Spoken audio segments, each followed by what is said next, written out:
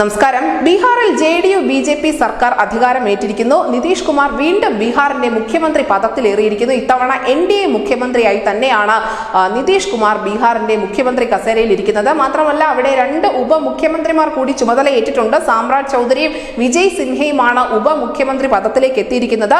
മഹാസഖ്യം വിട്ട് എൻഡിഎയിലേക്ക് നിതീഷ് കുമാർ എത്തുന്നതോടുകൂടി INDA എന്ന പ്രതിപക്ഷ മുന്നണിയുടെ ഭാവി കൂടി ഇരുട്ടിലാവുകയാണ്.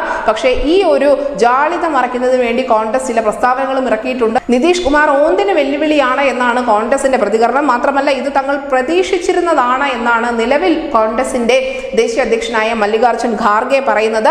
അങ്ങനെ വീണ്ടും ബീഹാറിൽ ഒരു താമരക്കാലം എത്തുകയാണ്. തീർച്ചയായും ലോക്സഭാ തെരഞ്ഞെടുപ്പിൽ ഇതുണ്ടാക്കാൻ പോകുന്ന മാറ്റങ്ങൾ വളരെ വലുതായിരിക്കും. അതിനും തൊട്ട് മുന്നോടിയായി നാളെ രാഹുൽ ഗാന്ധിയുടെ നേതൃത്വത്തിലുള്ള ഭാരത് ജോഡോ ന്യായ് യാത്ര ബീഹാറിലേക്ക് എത്തുമ്പോൾ ആ യാത്രയ്ക്കുള്ള പ്രാധാന്യം എന്ത് എന്ന് നമുക്കറിയാം.